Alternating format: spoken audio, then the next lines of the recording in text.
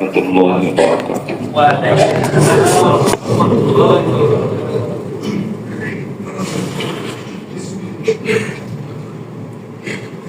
نحمده ونصلي على رسوله الكريم أما بعد فأعوذ بالله من الشيطان الرجيم بسم الله الرحمن الرحيم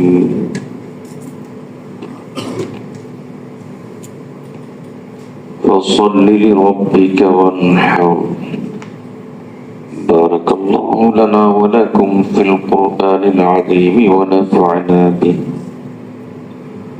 أستغفر الله لي ولكم ولسائر المسلمين إنه هو الغفور الرحيم اللهم صل على سيدنا محمد وعلى آل سيدنا محمد وبارك وسلم اللهم صل على سيدنا محمد وعلى آل سيدنا محمد وبارك وسلم اللهم صل على سيدنا محمد وعلى آل سيدنا محمد وبارك وسلم আল্লাহ তাআলার জন্য সমস্ত প্রশংসা। আল্লাহ তাআলা পবিত্র জুমার নামাজ আদায়ের লক্ষ্যে আমাদেরকে আল্লাহর ঘর মসজিদে আসার তৌফিক দান করেছেন। এজন্য অন্তঃস্থল থেকে আল্লাহর শুকর আদায় করি আলহামদুলিল্লাহ। সামনে আসছে কোরবানি। হযরত ইব্রাহিম আলাইহিস সালামের সুন্নাত ইব্রাহিমী নামে প্রসিদ্ধ। কারণ ইব্রাহিম আলাইহিস সালামের এবং তার পুত্র ইসমাইল আলাইহিস সালামের যে কোরবানির ইতিহাস, সেই ইতিহাসের স্মৃতিচারণ করে তার স্মারক হিসাবে আল্লাহ তাআলা উম্মতে মুহাম্মাদীকে কোরবানির এক বিশেষ পদ্ধতি দান করেছেন। অন্যথায় কোরবানি তো আগ থেকেই ছিল, হযরত আদম আলাইহিস সালাম থেকে কোরবানি ছিল। এজন্য রাসূলুল্লাহ সাল্লাল্লাহু আলাইহি ওয়াসাল্লামকে সাহাবায়ে কেরাম যখন জিজ্ঞেস করলেন মা হাযিহিল আদাহি, এই কোরবানি কি? নবীজি সাল্লাল্লাহু আলাইহি ওয়াসাল্লাম তখন উত্তর দিয়েছেন সুন্নাতু আবিকুম ইব্রাহিম, এটা হলো তোমাদের পিতা হযরত ইব্রাহিম আলাইহিস সালামের সুন্নাহ বা তরিকা। এখানে সুন্নাত মানে ফরজ ওয়াজিব সুন্নাত যেটা ওটা না, সুন্নাত মানে এখানে তরিকা, ইব্রাহিম আলাইহিস সালামের তরিকা এটা। সাহাবায়ে কেরাম জিজ্ঞেস করলেন যে আমা লানা ফিহা ইয়া রাসূলুল্লাহ, ইব্রাহিম আলাইহিস সালামের তরিকা জিন্দা করলে আমাদের কি ফায়দা? নবী সাল্লাল্লাহু আলাইহি ওয়াসাল্লাম উত্তর দিলেন বিকুল্লি শারাতিন হাসানা, প্রত্যেকটি চুলের বিনিময়ে, পশুর প্রত্যেকটি চুলের বিনিময়ে তোমরা একটা করে নেকি পাবা। সাহাবায়ে কেরাম বলেন ফাসুফি ইয়া রাসূলুল্লাহ, চুলের ভিতরে তো পশমও থাকে, সেগুলোর বিনিময়ে কি নেকি পাওয়া যাবে? নবী সাল্লাল্লাহু আলাইহি ওয়াসাল্লাম বললেন যে বিকুল্লি শারাতিন মিনাস সুফি হাসানা, প্রত্যেক পশমের বিনিময়ে আল্লাহ তাআলা একটি নেকি দান করবেন। কোরবানির দিনে আল্লাহর কাছে সবচেয়ে প্রিয় আমল হলো কোরবানি করা। এত গুরুত্বপূর্ণ ইবাদত, কিন্তু এই ইবাদতকে কেন্দ্র করে আমাদের সমাজে কিছু ভুল নিয়ম আছে, আমাদের সমাজে কিছু গাফলতি আছে, কিছু ত্রুটি আছে যেগুলো সমাজে বহুল প্রচলিত। সেই ত্রুটিগুলো সম্পর্কে আজকে কিছু ধরিয়ে দেওয়ার চেষ্টা করব। আল্লাহ আমাদেরকে ত্রুটিগুলো সংশোধন করার তৌফিক দান করুন। এক নম্বর ত্রুটি হলো সামর্থ্য থাকা সত্ত্বেও অনেকে কোরবানিকে গুরুত্ব দেন না। এটা ব্যাপক দেখা যায়। অথচ হাদিসে এসেছে রাসূলুল্লাহ সাল্লাল্লাহু আলাইহি ওয়াসাল্লাম বলেন, মান ওয়াজাদা সাআতান, যে ব্যক্তির সামর্থ্য আছে, ওয়ালা ইউদাহি, এরপর কোরবানি করে নাই, ফালা ইয়াকরাবান্না মুসাল্লানা, সে যেন আমাদের ঈদগাহে না আসে। কত কঠিন কথা। নবীজি সাল্লাল্লাহু আলাইহি ওয়াসাল্লাম মদিনাতে যতদিন ছিলেন প্রত্যেক বছরই তিনি কোরবানি করেছিলেন। একটা বছর এমন যায় না যে তিনি কোরবানি করেন না। সামর্থ্য থাকা সত্ত্বেও কোরবানি না করার পিছনে কয়েকটা কারণ হয়। একটা হলো যে অনেকে মনে করে ঠিক আছে কোরবানি ওয়াজিব, কিন্তু মনে হয় আমার উপর ওয়াজিব না। নিজের সম্পদের হিসাব করে না। অথচ যাকাতের মতোই কোরবানির সময় নেসাবের হিসাব করতে হয়। যাদের নেসাব নিশ্চিত জানা আছে, যাকাত দিচ্ছেন, আলহামদুলিল্লাহ সম্পদশালী, তাদের কথা ভিন্ন। কিন্তু যাদের নেসাবের ব্যাপারে সন্দেহান আছে, তারা বিজ্ঞ কোনো আলেমের সাথে পরামর্শ করে নেসাবের হিসাব করে নেওয়া জরুরি। শরীয়তের মাসালা তো হলো কোরবানির 3 দিন, 10, 11, 12 তারিখ, এই 3 দিন নেসাব পরিমাণ সম্পদ থাকলে তার উপর কোরবানি ওয়াজিব হয়। এটা তো শরীয়তের মাসালা। নেসাব কি? নেসাব সম্পর্কে আমরা জানি যে 52.5 তোলা রূপা, এটা নেসাব। 52.5 তোলা রূপার দাম কত আসে? এখন রূপার দাম কত আমার জানা নেই, তবে 1.5 লাখ অথবা 1,60,70 ভিতরে এরকম হলেই একজন মানুষের উপর কোরবানি ওয়াজিব হয়ে যায়। তো অন্তত একটা বকরি দিয়ে হলো তো তাকে কোরবানি করতে হয়। ওয়াজিব কোরবানি আদায় না করার এই প্রবণতা আমাদের সমাজে আছে, কোরবানিকে গুরুত্ব না দেওয়া। আরেকটা গাফলতি আমাদের সমাজের মধ্যে আছে, সেটা হলো হারাম অর্থ দিয়ে কোরবানি করা, অথবা যার উপার্জন হারাম এমন শরীকে কোরবানিতে নিজের সাথে অংশগ্রহণ করানো। হারাম অর্থ দিয়ে কোরবানি করলে এ কোরবানি কবুল হয় না। কবুল তো পরের কথা, কোরবানি সহিহ হয় না। হাদিসে এসেছে রাসূলুল্লাহ সাল্লাল্লাহু আলাইহি ওয়াসাল্লাম বলেছেন, লা ইয়াকবালুল্লাহু ইল্লা তাইয়্যিব, আল্লাহ তাআলা হালালই গ্রহণ করেন, হারাম কখনো গ্রহণ করেন না। কোন শরীকের যদি হারাম উপার্জন থাকে, যেমন কথার কথা সুদী ব্যাংকে চাকরি করে, সুদী ব্যাংকে চাকরি করলে তার উপার্জন হালাল এবং হারাম মিশ্রিত, অর্থাৎ সে চাকরিতে পুরা ব্যাংকের সব কাজের বিপরীতে বেতন পায়। তো ব্যাংকের সব কাজ হারাম না, কিছু কাজ আছে হালাল, আবার কিছু কাজ আছে হারাম যেগুলো সুদের সাথে সম্পৃক্ত, ওটার বিপরীতে সে বেতন পাচ্ছে।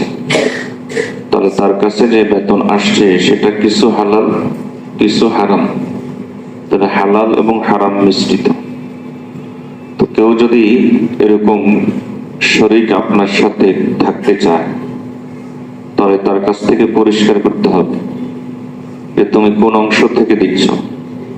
যদি তার জানা না থাকে, না আমি চাকরির টাকা থেকে দিচ্ছি, বেতন থেকে দিচ্ছি, অর্থাৎ বিষয়টা পরিষ্কার না, তাহলে এটা সন্দেহযুক্ত মাল হয়ে যায়, হালাল হারামের মিশ্রণ থেকে যায়। সে যদি পরিষ্কার করে বলে যে আমি আমার বেতনের হালাল অংশ থেকে কোরবানি করছি, তাহলে নিতে পারে, তবে সতর্কতা হলো না নেওয়া। কারণ কোরআন মাজিদে আল্লাহ তাআলা বলেছেন, ফাত্তাকুল্লাহা মাসতাতা'তুম, তোমরা তোমাদের সামর্থ্য অনুপাতে আল্লাহকে ভয় করো। তো আমি আমার কষ্টের হালাল টাকা দিয়ে কোরবানি দিচ্ছি, হারাম উপার্জন করে এমন একজনকে যদি শরীক নেই, তাহলে সকলের কোরবানি নষ্ট হয়ে যাওয়ার আশঙ্কা থাকে। তা আমাদের সমাজে এটা একটা বড় ত্রুটি। আজকে কোনো ওয়াজ নয়, সমাজে কোরবানির সাথে সম্পৃক্ত কিছু ত্রুটি নিয়ে আলোচনা করব, যাতে করে আমরা এগুলো সংশোধন করে নিতে পারি। আল্লাহ আমাদেরকে তৌফিক দান করুন। অনেকে আছে যে হালাল সম্পদ থেকে কোরবানি করে, সামর্থ্য আছে, আল্লাহ তাআলা টাকা পয়সা দিয়েছেন, কিন্তু কোরবানি করার সময় মনে করে যে একটা নিম্নমানের পশু কোন রকম কোরবানি দিয়ে দিলেই হয়ে যাবে। না, কোরবানির ক্ষেত্রে রাসূলুল্লাহ সাল্লাল্লাহু আলাইহি ওয়াসাল্লাম গুরুত্ব দিয়েছেন যে ভালো পশু দিয়ে কোরবানি করা। নবী সাল্লাল্লাহু আলাইহি ওয়াসাল্লাম বলেছেন, ইন্না আফদালাদ দাহায়াহা আগলাহা ওয়া আসমানাহা। নবী সাল্লাল্লাহু আলাইহি ওয়াসাল্লাম বলেন, সর্বোত্তম কোরবানি হলো যেটার দাম বেশি, যেটা দেখতে মোটা তাজা। নবী সাল্লাল্লাহু আলাইহি ওয়াসাল্লাম বলেন, সর্বোত্তম কোরবানি হলো যেটার দাম বেশি এবং দেখতে মোটা তাজা। নবী সাল্লাল্লাহু আলাইহি ওয়াসাল্লাম যখন কোরবানি করতেন, তখন তিনি দেখতেন যে শিংগুলো বড় আছে কিনা, এবং তিনি দেখতেন যে মোটা তাজা আছে কিনা, দেখতেন যে দেখতে তৈলাক্ত কিনা, মানে দেখতে মোটা তাজা সুন্দর কিনা, কি বলে এটাকে, মসৃণ কিনা। আর দেখতেন যে মাউজু আইন, যে সেগুলো খাসি করা আছে কিনা, মানে খাসি একটু মোটা তাজা হয়। তো রাসূলুল্লাহ সাল্লাল্লাহু আলাইহি ওয়াসাল্লাম এগুলো দেখতেন। তো কোরবানির পশু মোটা তাজা হওয়া এবং কোরবানির জন্য খরচ করা, এটা আল্লাহর রাস্তায় খরচ হচ্ছে। আপনি খেতে পারছেন, আল্লাহ আপনাকে সুযোগ দিচ্ছেন, সেটা ভিন্ন কথা, কিন্তু খরচ তো হচ্ছে আল্লাহর রাস্তায়। এই জন্য সামর্থ্য থাকলে যত মোটা তাজা এবং যত দামি পশু কিনতে পারেন, এটা কোরবানির একটা সুন্নত।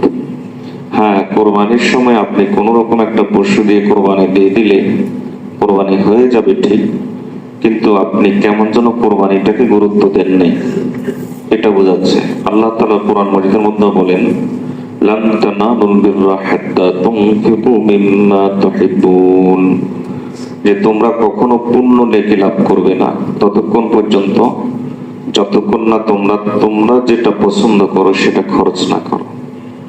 তাহলে ভালো কোরবানি করা এটা একটা জরুরি বিষয়। আমরা এই ক্ষেত্রে অনেক সময় আমরা দুর্বলতা প্রকাশ করে থাকি। সবচেয়ে বড় সমস্যা যেটা, কেউ যদি পশু একটা ভালো মোটা তাজা কিনে, এটা পর্যন্ত তো সুন্নত ছিল, জরুরি ছিল, দরকারি ছিল, শরীয়ত এই পর্যন্ত উদ্বুদ্ধ করে, কেবল সমর্থনই করে না, বরং উৎসাহ দেয় ভালো পশু দিয়ে কোরবানি করা। কিন্তু সবচেয়ে বড় সমস্যা হলো যেটা, সেটা হলো এই কোরবানির পশুকে নিয়ে প্রদর্শন, ফটো ভিডিও করা, এবং এটা আবার ফেসবুকে আপলোড করা। আবার যদি কথার কথা এলাকাতে 10-15 লাখ টাকা দিয়ে একটা কোরবানির পশু আনা যায়, তাহলে পকেটের টাকা দিয়ে তো সাংবাদিক খবর দিবে, ইউটিউবারদেরকে খবর দিবে, তারা যেন এটা নিয়ে ইউটিউবিং করে, সাংবাদিকদেরকে খবর দিবে, এরকমও দেখা যায়। তো এই জাতীয় যদি কোনো কিছু প্রকাশ পায় যে কোরবানির পশু প্রদর্শন, তাহলে সে কোরবানির মাকসাদেই বুঝে নেই, সে কোরবানির উদ্দেশ্যেই বুঝে নেই। এই লোকের সব টাকাটা জলে গেছে, এই টাকাটার কোনো মূল্য নাই। কিয়ামতের দিন আল্লাহর কাছে হিসাব দিতে হবে এই টাকার। ওই যে কিভাবে তুমি সম্পদ খরচ করেছো, কিয়ামতের ময়দানে যে প্রশ্নটা আসবে, সেই প্রশ্নের মধ্যে এটাও তোমাকে উত্তর দিতে হবে। এই পশু নিয়ে প্রদর্শন, এটা খুব মারাত্মক জিনিস, খারাপ জিনিস। পুরা কোরবানির উদ্দেশ্যটাকে মাটি করে দেয়। যেই কোনো ইবাদতের মূল উদ্দেশ্য হলো তাকওয়া অর্জন করা, আল্লাহ ভীতি অর্জন করা। সব ইবাদতের মূল উদ্দেশ্য হলো ইবাদতের মাধ্যমে আমার অন্তরে আস্তে আস্তে আল্লাহর ভয় বেশি তৈরি হবে, আল্লাহর মহব্বত বেশি বেশি আসবে। কোরবানিরও একই উদ্দেশ্য, আমার অন্তরে যেন তাকওয়া বেশি আসে। এখন সেই তাকওয়া বেশি আনার পরিবর্তে যদি আমি কোরবানিকে রিয়ার প্রদর্শনীর যদি আমি উসিলা বানাই, ইবাদত নষ্টের উসিলা বানাই, তাহলে এখান থেকে বোঝা যায় তার অন্যান্য ইবাদতের কি অবস্থা। এই লোক যদি হজ করে, নিশ্চিত এই লোক মানুষকে দেখানোর জন্য হজ করছে।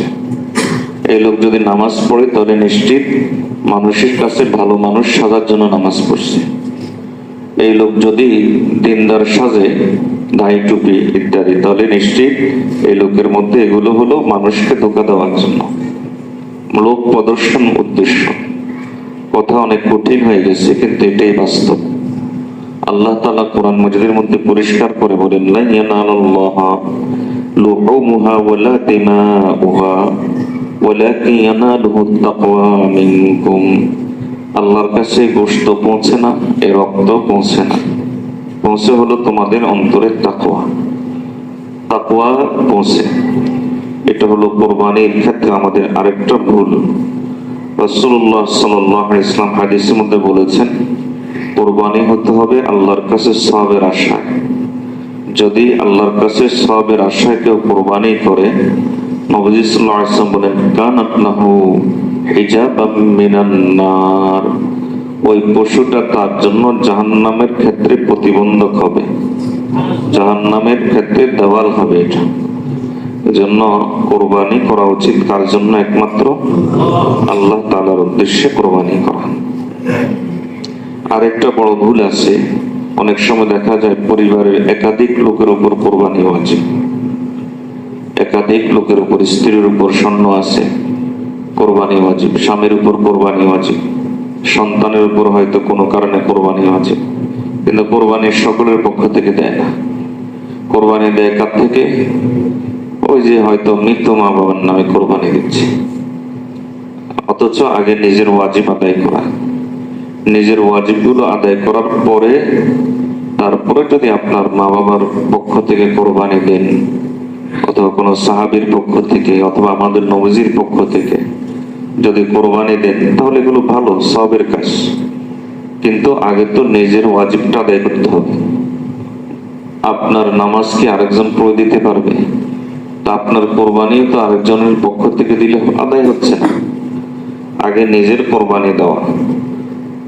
এখানে আরেকটা ভুল আছে, সেটা হলো যে প্রদর্শনী করতে গিয়ে কিছু লোক আছে, তার উপর কোরবানি ওয়াজিব না, কিন্তু বলে যে মানুষ কি বলবে, সমাজ কি বলবে, আমরা যদি কোরবানি দিই তাহলে লোকে কি বলবে। এজন্য ঋণ টিন করে তারপরে যেভাবে পারে সেভাবে কোরবানি করে। এটাও নিষেধ আছে। এটা বান্দার হক নষ্ট হয়। আপনি অযথা যদি ঋণ করে এভাবে কোরবানি দেন, পরবর্তীতে আপনার পরিবার চালাতে কষ্ট হবে, তাহলে পরিবারের হক নষ্ট হয়। আর এই লোক ঋণ সময় মতো পরিশোধ করাটা তার জন্য কষ্টকর হয়ে যায়। তো যার থেকে ঋণ নেয় অনেক সময় তার সাথে ওয়াদা খেলাপ হয়। এভাবে একটা নফল আদায় করতে গিয়ে কতগুলো গুনার দরজা সে খুলে বসে থাকে। এজন্য এই জাতীয় কাজও না করা। আল্লাহ আমাদেরকে বুঝার তৌফিক দান করুন। তো যার উপর কোরবানি ওয়াজিব তার পক্ষ থেকে কোরবানি দেওয়া, এটা যেমন জরুরি। আবার কোরবানি যদি ওয়াজিব না হয়, তাহলে অযথায় নিয়ে পেরেশানির দরকার নেই, অহেতুক পেরেশানির দরকার নেই। ঋণ করে কোরবানি দিতে হবে, এই ধরনের চিন্তা মাথা থেকে ফেলে দেন। কোরবানির ক্ষেত্রে আরেকটা ত্রুটি আমাদের সমাজে আছে, যে উপযুক্ত নয় এমন পশু দিয়ে কোরবানি করার প্রবণতা আছে। যেমন গরুর ক্ষেত্রে একটা বয়স সীমা আছে, বলেন তো কয় বছর? 2 বছর। ছাগলের ক্ষেত্রে একটা বয়স সীমা আছে, বলেন তো কত বছর? 1 বছর। এখন এই বয়স সীমাটা দেখা হয় না। দেখা যায় যে গরু একটু দেখতে শুনতে ভালো হলে মনে করে যে কোরবানি হয়ে যাবে না, এটাও দেখা জরুরি। আর পাশাপাশি এখন তো এই গরুগুলোকে অনেক দূর সফর করে আনা হয়, তাহলে দেখা যায় অনেক সময় হাঁটতে পারে না, ত্রুটি থাকে। এটাও খুব ভালো করে লক্ষ্য রাখা। হাদিসের মধ্যে এসেছে, আলী রাদিয়াল্লাহু তাআলা বলেন যে আমারনা রাসূলুল্লাহ সাল্লাল্লাহু আলাইহি ওয়াসাল্লাম আন নাস্তাশরিফাল আইন ওয়াল উযুন। নবীজি সাল্লাল্লাহু আলাইহি ওয়াসাল্লাম আমাদেরকে বলেছেন কোরবানির পশুর নাক, কান, তারপরে কি চোখ ইত্যাদি খুঁটে খুঁটে দেখার জন্য। দাঁত উঠছে কিনা, ঠিক আছে কিনা, এগুলো খুঁটে খুঁটে দেখার জন্য রাসূলুল্লাহ সাল্লাল্লাহু আলাইহি ওয়াসাল্লাম আমাদেরকে নির্দেশ দিয়েছেন। তো কোরবানির ক্ষেত্রে এটাও আমাদের একটা ত্রুটি।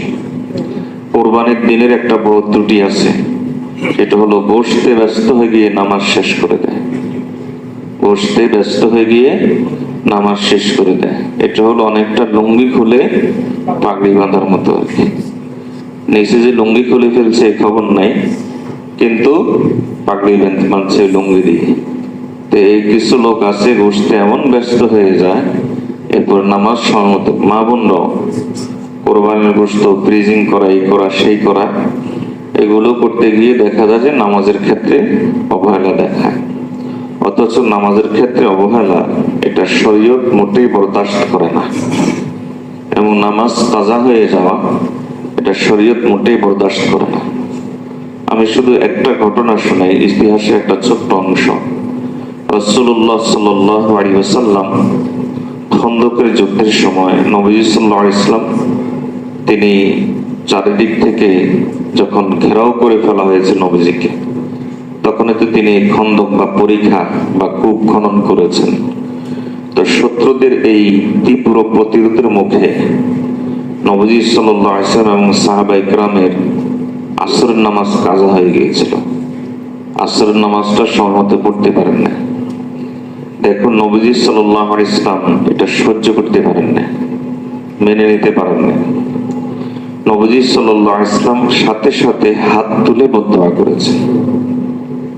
হাত তুলে বদদোয়া, হাদিসে এসেছে নবীজি এই পরিমাণ হাত তুলেছেন যে নবীজির বগল নিচ দেখা গেছে, মানে এভাবে বদদোয়া করেছেন, এভাবে নবীজি এভাবে বদদোয়া করেছেন। অথচ নবীজি সাল্লাল্লাহু আলাইহি ওয়াসাল্লামের সামনে তার আপন চাচা উহুদের যুদ্ধে হিন্দা ওয়াহশী কলিজা চিবিয়ে খেয়েছে, বদদোয়া করেন নাই, কেঁদেছেন কিন্তু বদদোয়া করেন নাই। হিন্দা যেদিন মুসলমান হতে এসেছে, পরবর্তী দিনে সাহাবিয়া হয়ে গেছে, তো যেদিন মুসলমান হতে এসেছে তখন সেদিন নবী সাল্লাল্লাহু আলাইহি ওয়াসাল্লাম তাকে বলেছিলেন যে তুমি হিন্দা না, আবু সুফিয়ানের স্ত্রী? বলে যে হ্যাঁ আমি সেই। আমার শুনে নবীজি বুঝে ফেলেছে। নবীজি তখন তাকে শুধু এতটুকু বলেছেন, তোমাকে মাফ করেছি, আল্লাহ মাফ করেছেন, কিন্তু আমার চোখের সামনে যদি পড়ো তার চাচার কথা মনে পড়ে যাবে। এটা আমি মানুষ হিসেবে অপারক, একটু আমার চোখের আড়ালে থাকিও, কিন্তু বদদোয়া করেন না। নবী সাল্লাল্লাহু আলাইহি ওয়াসাল্লাম সেই উহুদের যুদ্ধেও কঠিন মুহূর্তে গেছে, নবীজি বদদোয়া করেন। তায়েফের সময় কঠিন মুহূর্তে গেছে, নবীজি কিন্তু ওই সময় বদদোয়া করেন না।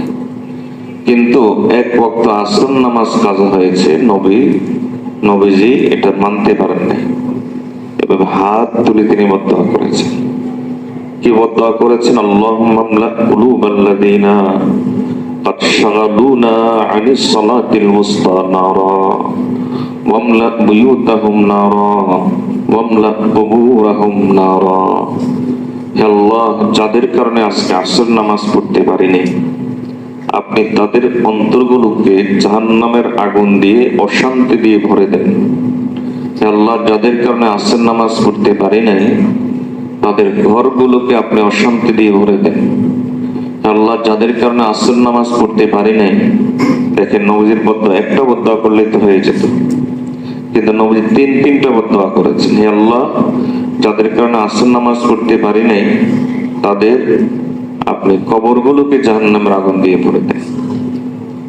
এখন আপনি কোরবানির উসিলায় নামাজ ত্যাগ করবেন, তাহলে বলেন কোরবানি কবুল হবে কোথায়? উল্টা নবীজির বদদোয়া পাবেন, উল্টা নবীজির বদদোয়া পাবেন। এই জন্যই যেই ঘরে নামাজ থাকে না, সেই ঘরে শান্তির সব উপকরণ থাকলেও শান্তি পাওয়া যাবে না। কারণ কি? নবীজির বদদোয়া। যেই ঘরে, যে বাসায় নামাজ থাকবে না, সে বাসায় অশান্তির কোনো কারণ না থাকলেও সেখানে শান্তি পাওয়া যাবে না। এর কারণ হলো নবীজির বদদোয়া। আল্লাহ আমাদেরকে এই কথাগুলো বোঝার তৌফিক দান করুন।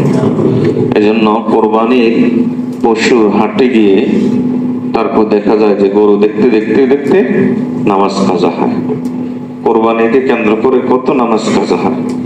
কোরবানির ঈদের মার্কেটিং করতে গিয়ে এরপরে দেখা যায় যে মা বোনদের নামাজ কাজা হয়, একে তো বেপর্দায় যায়, সেটা একটা কবিরা গুনাহ।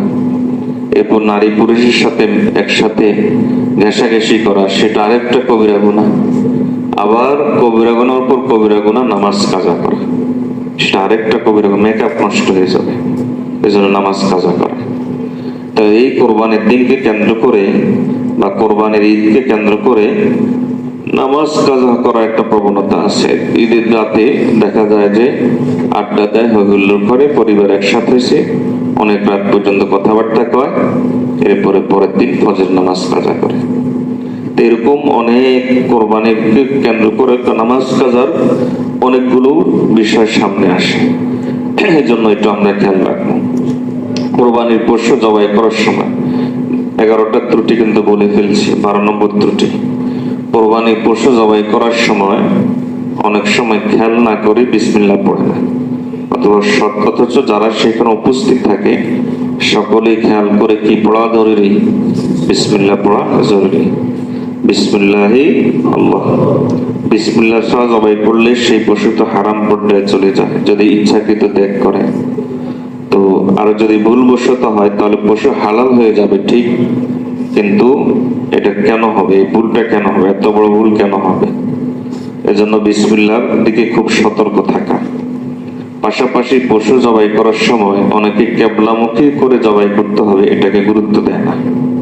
পশু জবাইয়ের সময় এই পশুকে কেবলামুখী করা, এটার গুরুত্ব এতটাই আছে যে ফিকহের কিতাবে আছে যে কেবলামুখী করে জবাই না করলে ওই পশু খাওয়াটা মাকরুহে তাহরিমি হয়, মানে হারামের কাছাকাছি হয়, অথচ এটার কোনো গুরুত্ব দেওয়া হয় না। এই ধরনের জবাই করা মাকরুহে তাহরিমি না, পশু হালাল হয়ে যায় কিন্তু জবাইটা মাকরুহে তাহরিমি। আগেরটা ভুল বলেছি, পশু হালাল হয়ে যায় কিন্তু জবাইটা কি হয়, মাকরুহে তাহরিমি হয়।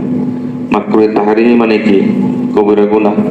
কবিরা মাকরুহে তাহরিমি সগীরা গুনার চাইতে বড়, কবিরা গুনার কাছাকাছি। রাসূলুল্লাহ সাল্লাল্লাহু আলাইহি ওয়াসাল্লাম নিজে তিনি পশু জবাই করেছেন এবং কেবলামুখী করে জবাই করেছেন।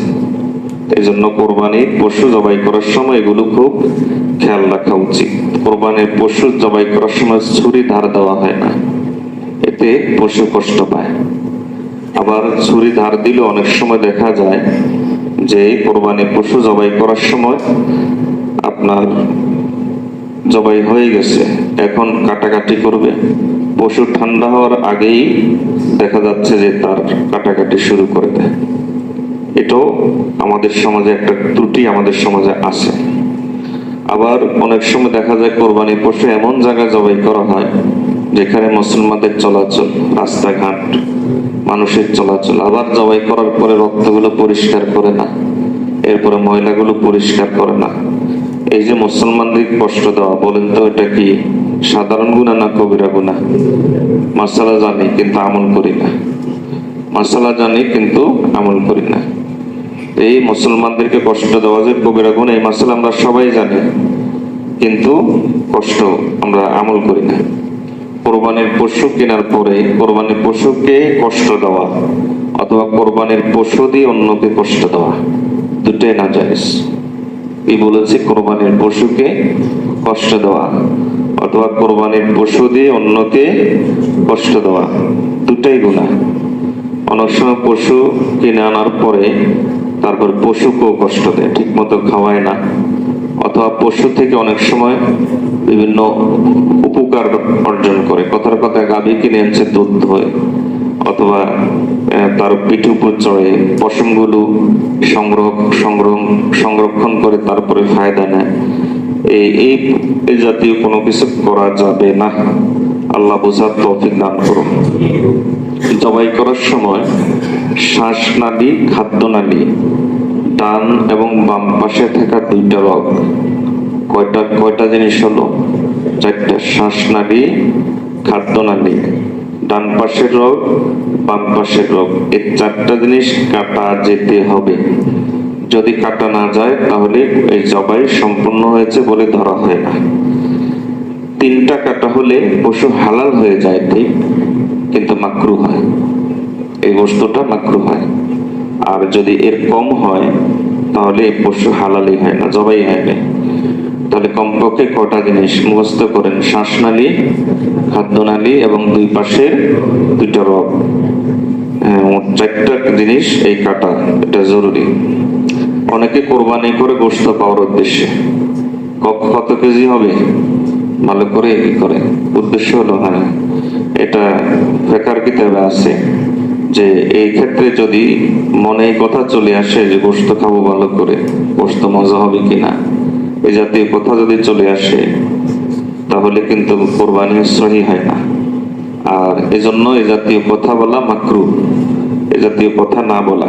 এটা আমাদের সমাজে খুব ব্যাপক প্রচলন আছে। এখন তো অনলাইনে যুগ, ফিতা দিয়ে মাপে, তারপরে এত কেজি না। কোরবানি পশু দেখে শুনে কিনবেন বাজারে গিয়ে, এটাই হলো সুন্নাত।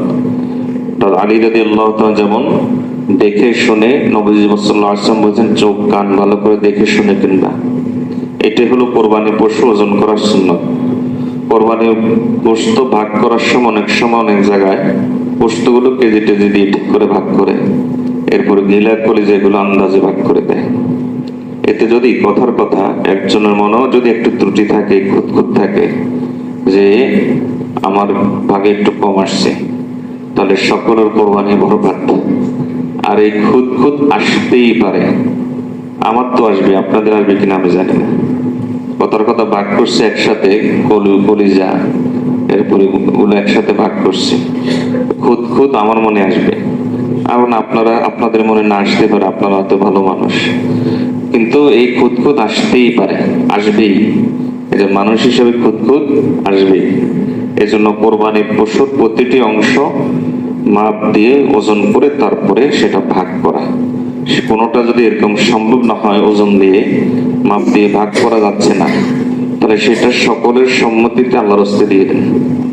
কিন্তু ভাগ করলে এই ভাগটা পরিপূর্ণভাবে হতে হবে, এটা আমাদের মনে রাখতে হবে। আল্লাহ বোঝার তৌফিক দান করুন। কোরবানির ক্ষেত্রে আমাদের আরেকটা ত্রুটি হলো যে, এটা অবশ্য খুব কম পাওয়া যায়, যে সেটা হলো কসাইয়ের মজুরি হিসাবে গোশত দিয়ে দেওয়া। এটা এক সময় ছিল, এখন আলহামদুলিল্লাহ উলামায়ে কেরাম এই মাসআলাটা ব্যাপকভাবে আলোচনা করার কারণে এখন এটা অনেকটা কমে গেছে। আর আরেকটা ত্রুটি হলো কোরবানির চামড়া সঠিক খাতে ব্যবহার না করা। কোরবানির পশুর চামড়া সঠিক খাতে ব্যবহার না করা। এক্ষেত্রে 3টা জিনিস বলি। প্রথম জিনিস হলো, দেখবেন বিভিন্ন মাদ্রাসার ছাত্র এই সময় আপনাদের কাছে আসে, যেমন আমার মাদ্রাসার ছাত্র আসবে, বিশেষ করে 13 নম্বর দারুল উলুম, সেখানে ছাত্র আসবে। আপনারা জানেন সেখানে প্রায় 1000 ছাত্র আছে। তো বিশাল একটা খরচ, প্রতি মাসে 18-19 লাখ টাকা খরচ। এই খরচটা বহন করতে হয়, ছাত্রদের থেকে আসে, আপনাদের দান সদকা ইত্যাদির মাধ্যমে এই খরচটা বহন করা হয়। এখন কোরবানির পশুর চামড়ার দাম একেবারেই কম। একটা চামড়া, বড় বড় চামড়া গত বছর আমরা বিক্রি করেছি এভারেজে 740 টাকা করে, তাও টাকা পাইতে অনেক কষ্ট হয়েছে। এই একটা চামড়া আনা নেওয়া, একজন ছাত্র, একজন তালেবে ইলম যে কাজ করে, তার সারা দিনের নাস্তা পানি ইত্যাদি খরচ, রিক্সা ভাড়া ইত্যাদি, দেখা যায় একটা চামড়ার পিছনে 300-400 টাকা খরচ হয়ে যায়। এরপরও কিছু আল্লাহর বান্দা আছে, আল্লাহ তাদেরকে হেদায়েত দান করুন, এতটাই খাচ্ছল যে যখন কোনো মাদ্রাসার ছাত্রকে দেখে তখন ধমক দেয় যে কেন আসছো, কি জন্য আসছো, দিব না, অমুকখানে দিব। ভাই অমুকখানে দিবেন ভালো কথা, সুন্দর করে বলা যায়, গেট বন্ধ করার দরকার কি, তোমার গেট বন্ধ করার দরকার কি? এই লোক কোরবানি দেওয়ার উপযুক্তই না, এ লোক অসামাজিক, এ লোক নিচু স্তরের, মাইন্ড নিচু স্তরের, নিম্ন শ্রেণীর মানুষ। এই লোক কোরবানি দেওয়ারই উপযুক্ত না। এই লোক কেমনে কোরবানি দিচ্ছে আল্লাহই ভালো জানে। আর বাকি কথা হলো, একজন মাদ্রাসার তালেবে ইলমকে যে আপনি ধমক দিলেন, এর দাম আল্লাহর কাছে কি আপনি জানেন? আপনার তো শুকর আদায় করার দরকার ছিল যে আল্লাহর একজন ওলি, আল্লাহর কিছু নেক বান্দা আপনার বাড়ির সামনে আসছে, তাদের পবিত্র পা আপনার বাড়ির দরজায় পড়ছে, এদের এই পায়ের উসিলায় হয়তো আপনার কোরবানি কবুল হতো, না আপনি তাকে ধমক দিচ্ছেন। এটা কেমন কথা ভাই? চামড়া দিলে দিবেন, না দিলে নাই। আমাদের মাদ্রাসার চামড়া বর্তমান বাজারের অবস্থায় এই মাদ্রাসার চামড়া দিয়ে যে মাদ্রাসা খুব লাভবান হয় এরকম না। এরপর আপনাদের কাছে কেন যায়, এই প্রশ্নটা থেকে যায়। এটা একটা বড় উদ্দেশ্য হলো আপনাদের কাছে যাওয়ার, যে মাদ্রাসার সাথে আপনাদের একটা সম্পর্ক তৈরি করা। একটা চামড়া দিলে তখন আপনার অজান্তেই ওই মাদ্রাসার প্রতি আপনার একটা মহব্বত তৈরি হবে, এই মাদ্রাসার সাথে একটা মহব্বত তৈরি হওয়া, এই একটা বড় উদ্দেশ্যকে সামনে রেখে আপনাদের কাছে যায়। আপনি তাকে ধমক দিলেন, এটা খুব খারাপ জিনিস। আল্লাহ আমাদেরকে এ জাতীয় নিচু মন মানসিকতা পরিহার করার তৌফিক দান করুন। গত বছর আমি শুনেছি যে আমার মাদ্রাসার তালেব ইলম কোন বাড়িতে এরকম ধমক খেয়েছে। আল্লাহর ওয়াস্তে এরকম না শুনি, আর যদি ওই বাড়ির ঠিকানা আমাকে দিতে পারে, আমি জমাতে বলবো অমুক বাড়িতে হয়েছে এটা। আমি এই যাতে আমি এটাকে খুব মনে কষ্ট নিয়েছি, শুধু মনে কষ্ট না, একটা মারাত্মক মনে কষ্ট নিয়েছি যে মাদ্রাসার তালেব ইলমকে ধমক দেওয়া এবং তাদেরকে ভিক্ষুকের মতো আচরণ করা। আমাদের মাদ্রাসার তালেব ইলমদের মধ্যে গরিব আছে, কিন্তু এমন ধনীও আছে যে তারা বাড়িতে লক্ষ টাকার কোরবানি দেয়। সে আপনার কাছে আসছে মাদ্রাসা জিম্মাদারি হিসাবে। এমন ধনীও আছে আলহামদুলিল্লাহ যে আপনাকে 10 বার কিনতে পারবে, এরকম ধনীও আছে। গরিবও আছে।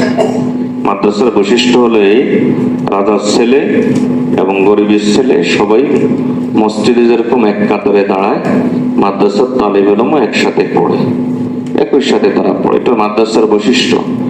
এই মাদ্রাসার এই বৈশিষ্ট্য এই জন্য এটা রাখা হয়েছে যাতে করে অহংকার ইত্যাদি এগুলো যেন মিটে যায়।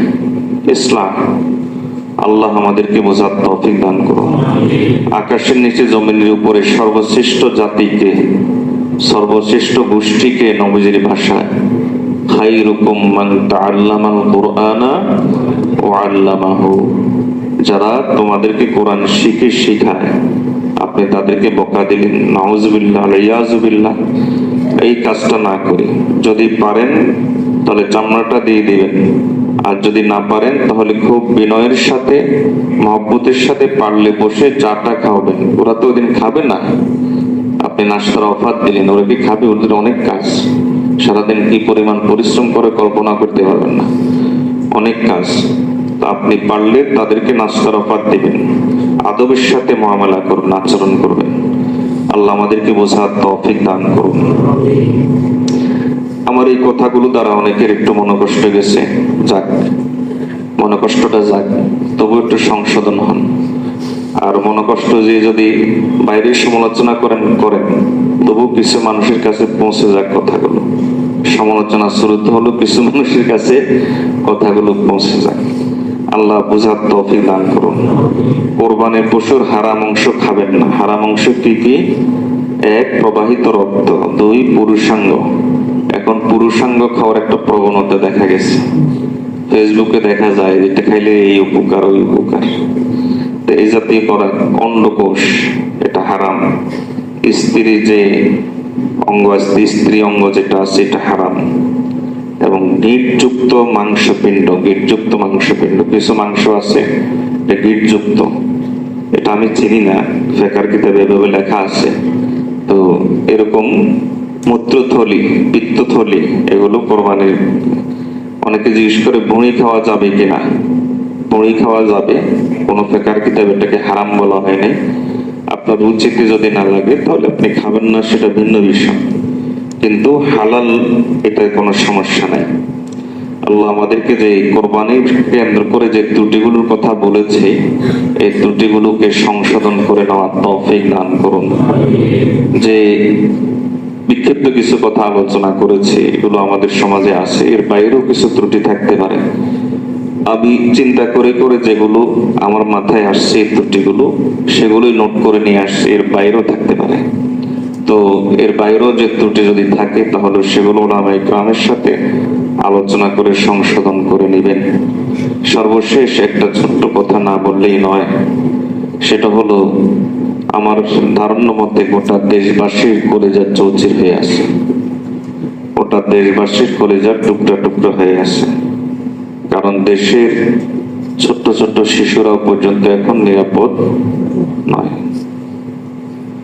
এখানে কয়েকটা জিনিস খেয়াল করেন। দেশের অবস্থা, দেশের আইন শৃঙ্খলার অবস্থা খুব শোচনীয়, এগুলো থেকেই বোঝা যায়। আমরা প্রথমে দোয়া করি আল্লাহ তাআলা শাসকদেরকে দেশ সামলানোর তৌফিক দান করুন, দেশের আইন পরিস্থিতি ইত্যাদিকে সুন্দর করার তৌফিক দান করুন। ওলামায়ে কেরামের একটা অভ্যাস হলো, ওলামায়ে কেরাম সহজেই শাসকদের বিরুদ্ধে বলে না, শুধু এক সুরতেই শক্তভাবে বলে যখন ইসলামের উপর সরাসরি আঘাত আসে, ওই সুরতেই তখন সরাসরি শাসকদের বিরুদ্ধে কথা বলে এবং তাদের বিরুদ্ধে দাঁড়িয়ে যায়। এর আগ পর্যন্ত দায়ী সুলভ নসিহত করে, দরদ নিয়ে নসিহত করে, পরামর্শ দেয়, এর আগ পর্যন্ত কোনো প্রতিবাদ করে না। এটা ওলামায়ে কেরামের একটা বৈশিষ্ট্য। এজন্য শাসকদের জন্য দোয়া করবেন, যারা আমাদের এখন শাসন ব্যবস্থায় আছে। আল্লাহ তাআলা যেন তাদেরকে দেশ সুন্দর এবং সুস্থভাবে পরিচালনা করার তৌফিক দেন। ভালো একটা দিক হলো যে প্রধানমন্ত্রী নিজেই ওই বাসায় গিয়েছেন, এটাতে আমি অত্যন্ত খুশি হয়েছি এবং এর জন্য দোয়াও অন্তর থেকে এসেছে। বলতে পারেন আপনার দোয়া কি কাজে আসবে? ভাই, কার দোয়া কাজে লাগে আপনি কেন জানেন? তো এই জন্য দোয়াও অন্তর থেকে এসেছে যে এই একটা আন্তরিকতা আমাদেরকে উৎসাহিত করেছে, কিছুটা আশা জাগিয়েছে। তবে একটা বাস্তবতা হলো এই যে এই বাস্তবতাটা আপনারা মেনে নিতে হবে এবং এটাই বাস্তব। সেটা হলো ইসলামী খেলাফত ব্যবস্থা ছাড়া কখনোই আসলে এসব অপরাধীর পরিপূর্ণ বিচার হবে না। এটি হলো বাস্তবতা। আমাদের বড় দোষ হলো আমরা মুসলমান কিন্তু ইসলাম চাই না। মুসলমান কিন্তু রাষ্ট্রে বিচার ব্যবস্থায় ইসলাম দরকার, এটা আমরা চাই না। আমরা যত ভোটাভুটি করি সব হলো ব্রিটিশদের আইন বাস্তবায়ন করার জন্য, সব হলো ইংরেজদের আইন বাস্তবায়ন করার জন্য। একটা রাষ্ট্রের মুসলমানদের কোটি কোটি টাকা খরচ করে ব্রিটিশদের আইন বাস্তবায়ন করার পক্ষে কে আছেন আর কে না আছেন এটা না, কাদেরকে দিয়ে আইন চালাবেন এই নিয়ে ভোট হয়। এই ব্রিটিশদের আইনের পক্ষে কে আছেন না আছেন এটা নিয়ে ভোট হয় না, ভোট হয় কাদেরকে দিয়ে আইন চালাবেন এটা নিয়ে ভোট হয়। কার টাকা খরচ হয়? মুসলমানদের টাকা। কার আইন বাস্তবায়ন করার জন্য? ইহুদি খ্রিস্টানদের আইন বাস্তবায়ন করার জন্য। আমরা কি পরিমাণ দুর্ভাগা জাতি! আল্লাহ আমাদেরকে হেফাজত করুন, আল্লাহ আমাদেরকে হেফাজত। এই জন্য বিশেষ করে দেশের আইন শৃঙ্খলা পরিস্থিতির জন্য দোয়া করবেন। আর আরেকটা বিষয় লক্ষ্য করছেন কিনা কি জানে, মাদ্রাসার কোনো ত্রুটি নাই আমি তা বলি না, আমি আগেও বলেছি অপরাধী সবখানে তা থাকতে পারে, সব জায়গাতে অপরাধী অপরাধী অপরাধী এটা সব জায়গাতেই থাকতে পারে। কিন্তু এই যে ঘটনাটা, এত বড় একটা দুর্ঘটনা ঘটে গেল, কিন্তু কোন নারীবাদী, কোন বুদ্ধিজীবী এদেরকে দেখছেন এ নিয়ে কোনো কথা বলতে? তাহলে এদের এজেন্ডাটা কি? এদের এজেন্ডাটা হলো একটাই, সেটা হলো এদেশে ইসলামকে ধ্বংস করা। এজন্য সচেতন থাকবেন। আল্লাহ আমাদেরকে সচেতন থাকার তৌফিক দান করুন। আল্লাহ এই ছোট্ট ফুলের মতো বাচ্চাটির আম্মা আব্বাকে সবরে জামিল ইখতিয়ার করার তৌফিক দান করুন। এরকম কোন দুর্ঘটনা আমাদেরকে যেন আর না কাঁদায়, আল্লাহর কাছে সে দোয়া করি। আমি ব্যক্তিগতভাবে ওই বাচ্চার বাবার একটু সামান্য কথোপকথন শুনেছি। আমি চোখের পানি ধরে রাখা তো কঠিন, কে পারছে? আমি তো পারিনি। আমার ধারণা মতো আপনারাই কেউই পারেন নাই। এই নর পিশাচদের শাস্তির মুখে আনা যাবে একটা পদ্ধতিতে, সেটা হলো যদি ইসলামী খেলাফত ব্যবস্থা কায়েম হয়। তোমরা তোমাদের আইনের ফেরি করো, আমরা আমাদের ইসলামের কথা বলি। এরপরও দেখা যায় বাধা আসে। তো এরকম বাধা যেন না আসে, আমরা যেন আমাদের কথা বলতে পারি, এরকম পরিবেশ যেন তৈরি হয়, এজন্য দোয়া করা খুব জরুরি। আল্লাহ আমাদেরকে সকলকে, কিভাবে যে বলি, আল্লাহ আমাদের সকলকে নিরাপদ করে দিন, নিরাপদ সমাজ আল্লাহ আমাদের সকলকে দান করুন। ওয়া আখিরু দাওয়ানা আলহামদুলিল্লাহি রাব্বিল আলামিন।